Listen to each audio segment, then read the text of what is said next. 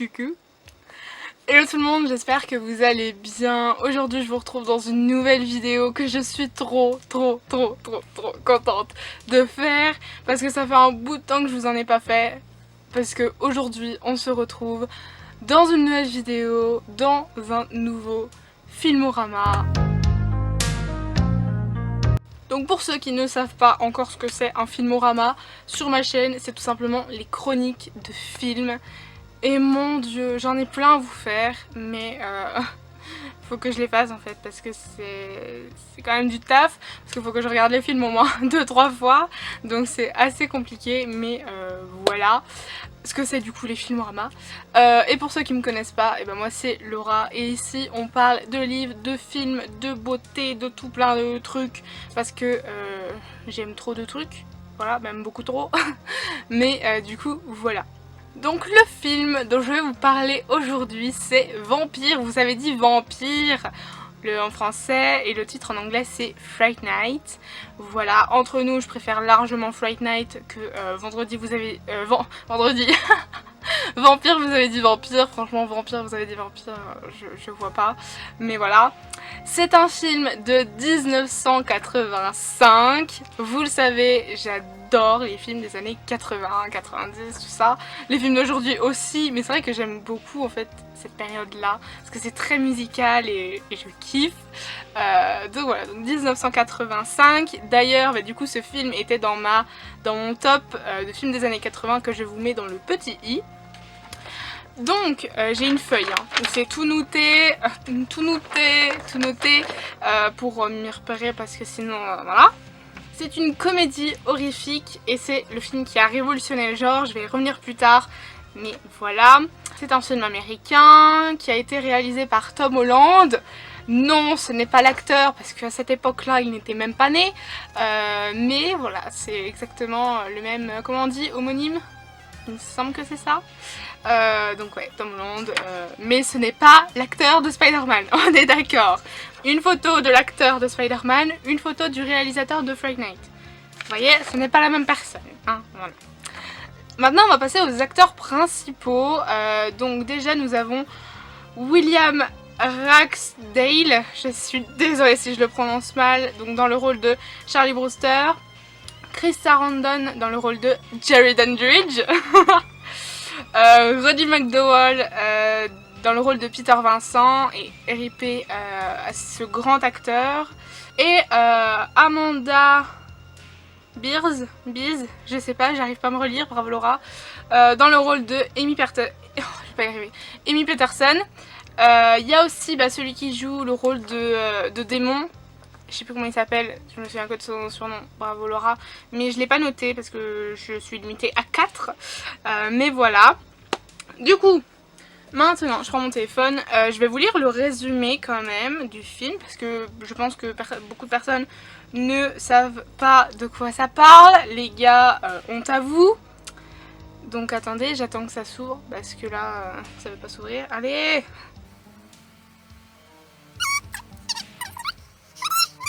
Ah oui, et aussi, le temps que je cherche. Vous êtes plusieurs à me demander pourquoi je lis les résumés et que je fais pas un résumé moi-même. Parce qu'en fait, je suis ultra nulle en fait à faire des résumés. C'est con, hein, mais c'est vrai. Et en fait, je suis pas douée pour faire des résumés. Donc autant vous dire les résumés qui sont faits en fait. Et du coup, voilà. Bon allez, c'est parti. Un voisin aux dents longues, la vie de l'adolescent Charlie Brewster bascule le jour où deux étranges personnages emménagent dans la maison voisine avec un cercueil pour tout bagage. Ayant décidé d'épier ses nouveaux voisins, Charlie ne tarde pas à découvrir que Jerry Dandridge est un vampire. Lorsque ce dernier réalise que le jeune homme connaît son secret, il décide purement et simplement de le supprimer. L'adolescent paniqué tente de se confier à ses proches, mais ni sa mère ni la police n'acceptent de prêter une oreille attentive à ce qu'il appelle ses fabulations. Même la petite amie de Charlie, Amy Peterson, je vais y arriver, pense que le malheureux devrait consulter un psychiatre. Désespéré, Charlie se tourne vers la seule personne capable de le sauver, Peter Vincent, un véritable expert en vampires. Après s'être un peu moqué de lui, Peter finit par réaliser que Charlie a réellement besoin d'aide. Voilà! Donc le résumé moi me fait directement envie parce que c'est un truc de malade. Mais du coup maintenant on va passer un petit peu aux notes, aux trucs qu'il faut savoir sur ce film. Pas la fiche technique du film de mon avis, parce que ça sera après. Mais déjà les notes en fait qu'il faut je pense savoir en fait sur ce film et qui rend ce film tellement beau et bien en fait. Donc déjà le premier truc qu'il faut savoir, c'est qu'un remake de ce film a été fait en 2011. Je ferai un autre filmorama sur ce film et peut-être une vidéo comparative, je ne sais pas encore, mais il y a eu un remake du coup de fait. Dans celui-là,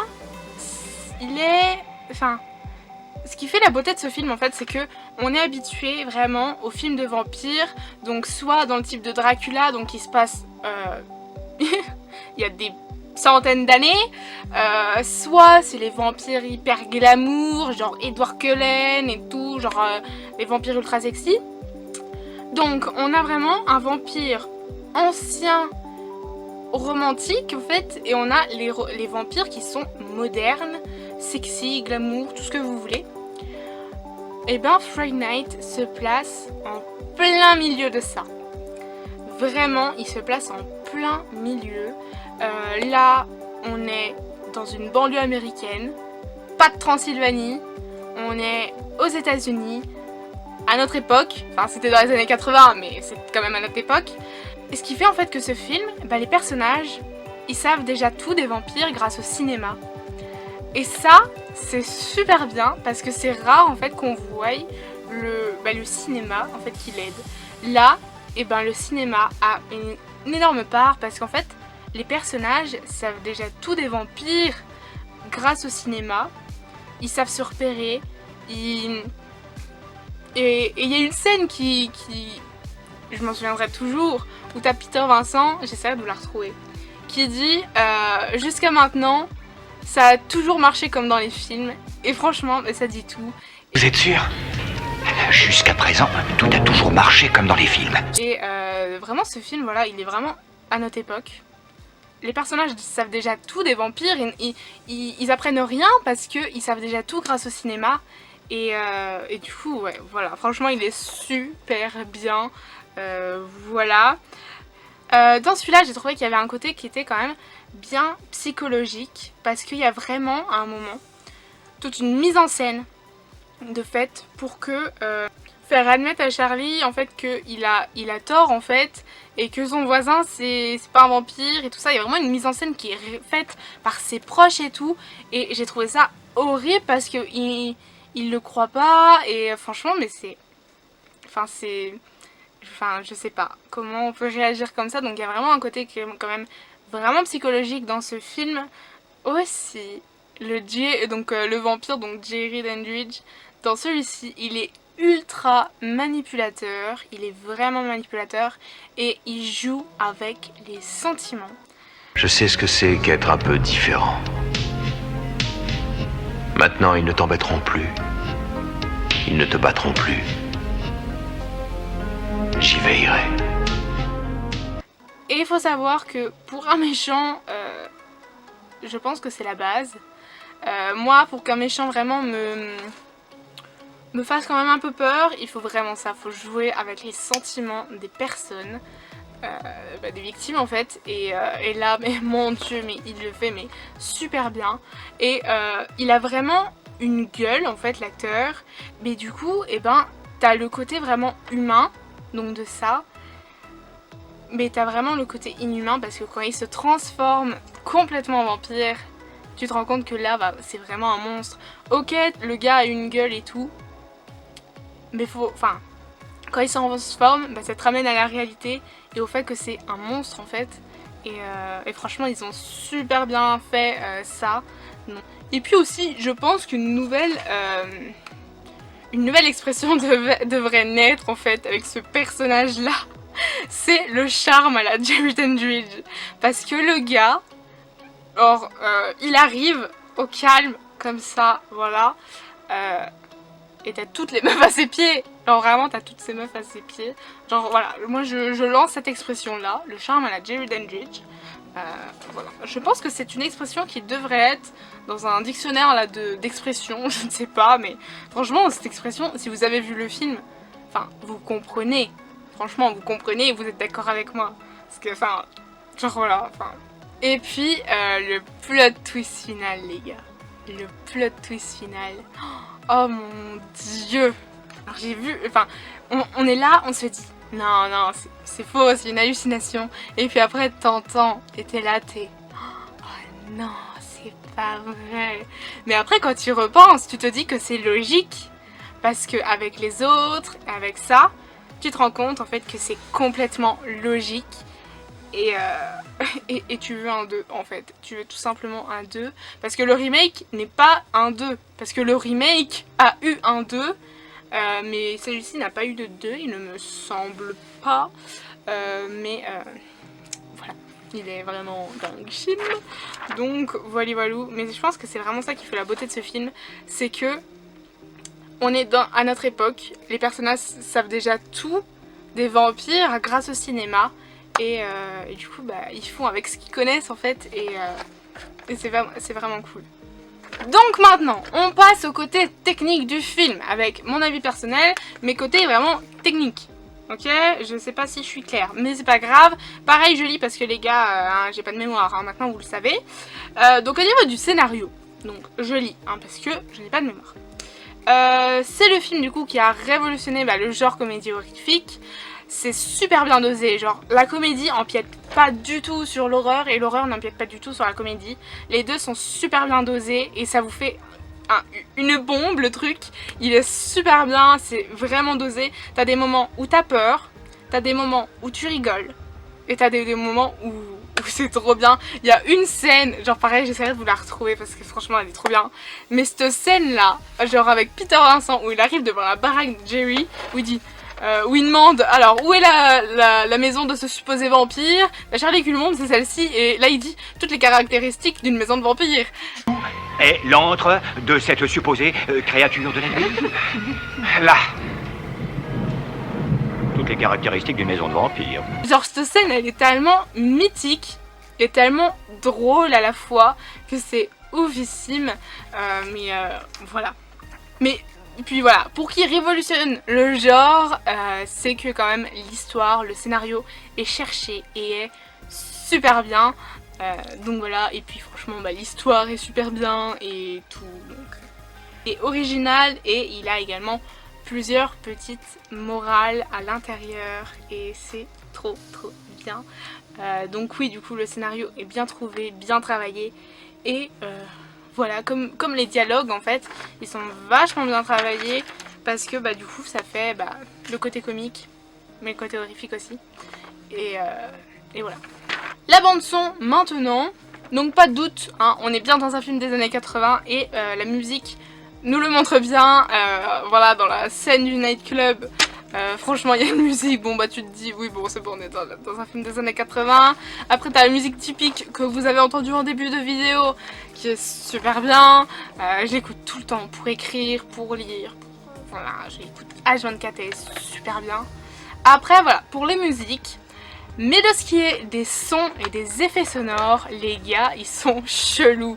Genre quand t'as le bruit du vent et tout, je trouve qu'en fait que vraiment t'as des sons qui servent à rien, mais je pense que ça a été mis juste pour faire le côté encore plus comique en fait du film.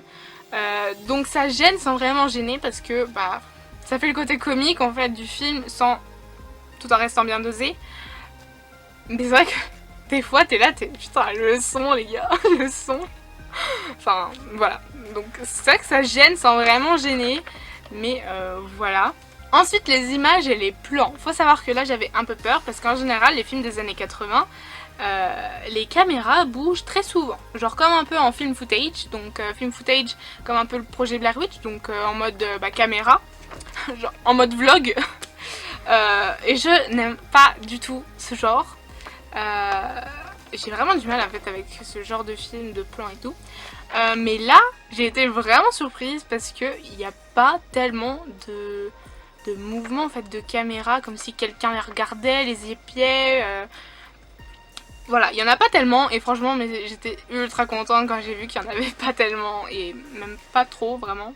Donc ouais, certaines images font le côté comique du film, donc ça rajoute un truc, mais ça reste bien dosé donc c'est vraiment top.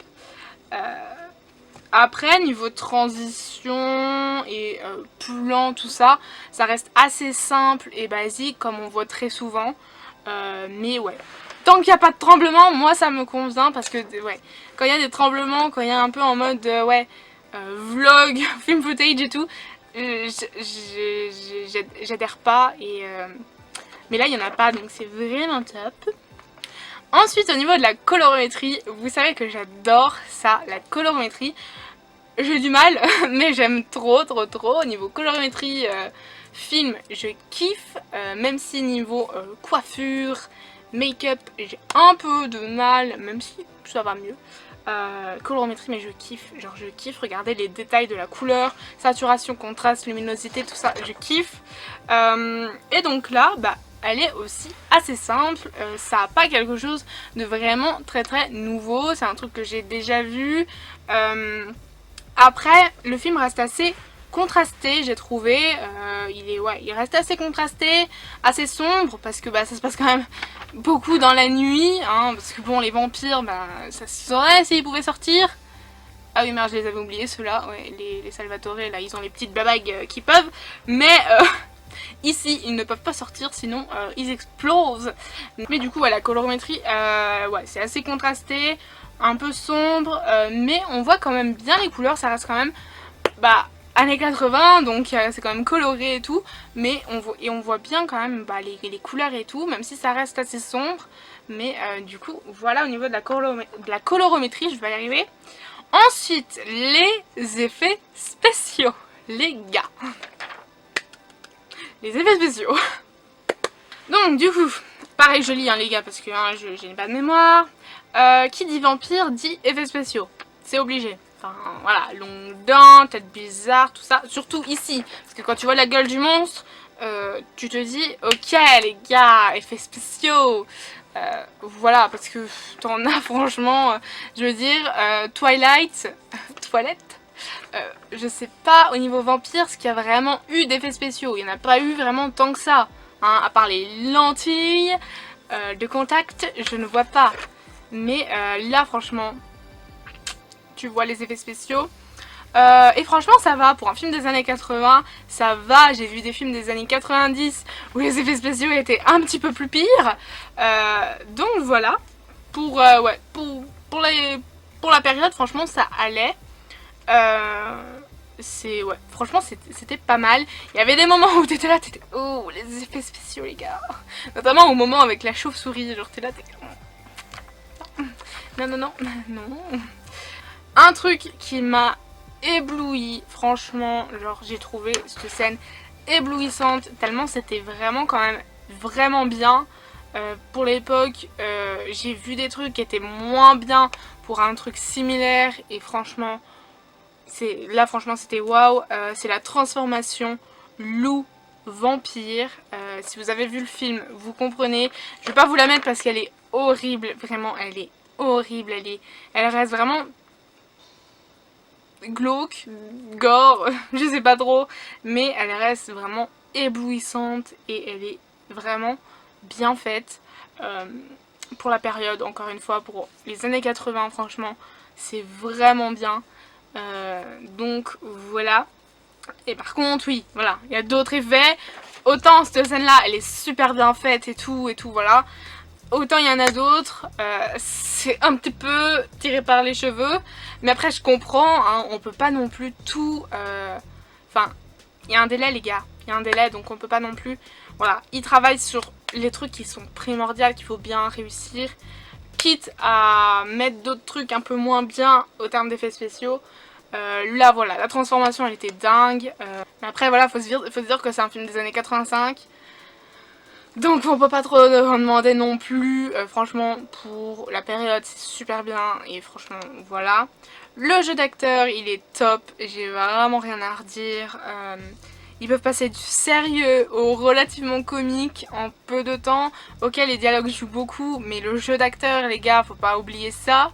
Hein, on se rappelle tous de George Clooney dans Batman. I freeze, I'm Batman. Can't. C'est un truc que je voudrais oublier, hein, parce que franchement, il est horrible celui-ci. Hein, le gars, si tu voulais pas le rôle, ne l'accepte pas.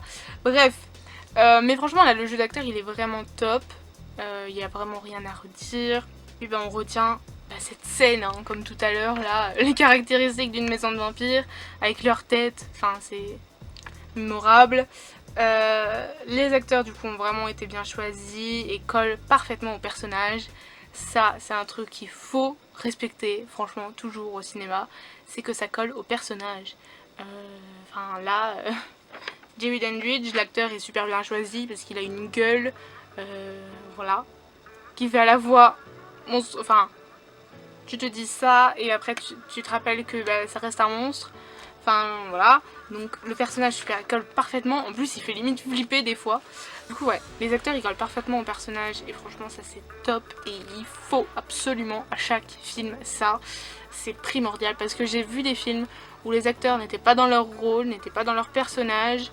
Parce que bah, tout simplement l'acteur ne collait pas au personnage et c'est dommage. C'est dommage parce que du coup bah, ça fait un film moins bien que s'ils avaient vraiment poussé le casting. Donc voilà, bref. Mais du coup, ma note finale, eh ben, je mets la note de 5 sur 5. Voilà, sans hésitation. C'est, je pense, un film à voir absolument. Si on aime les films comme ça, et même si on veut juste tenter un film un petit peu horrifique, je pense que celui-là, il est vraiment top parce que il y a le petit moment de flip sans trop, avec le petit moment comique, franchement il est parfait. Voilà, c'est du fantastique, horreur fantastique, comique, moi j'aime trop et voilà. Si vous l'avez vu, n'hésitez pas à me dire ce que vous en avez pensé dans les commentaires. Comme d'habitude, si vous voulez le voir aussi, n'hésitez pas à me le dire, mais franchement courez le voir parce qu'il est super bien. Je pense à mes amis qui n'aiment pas les films d'horreur, coucou les filles. Là franchement celui-là vous pouvez le regarder sans problème parce que franchement il n'y a pas à dire vraiment de flip, il n'y a pas de moment vraiment d'angoisse vraiment où tu as des sueurs froides, pas comme dans Conjuring ou La Nonne ou voilà. Là ça reste assez sobre et je pense que c'est un très bon film pour rentrer doucement dans le genre. Mais du coup voilà. Du coup j'espère que cette vidéo vous aura plu et du coup bah, moi je vous dis à la semaine prochaine pour une nouvelle vidéo. Et puis voilà, portez-vous bien, j'espère que la vidéo aura pas été trop longue même si je pense que elle va durer une demi-heure. Mais c'est pas grave, bref, portez-vous bien, bye.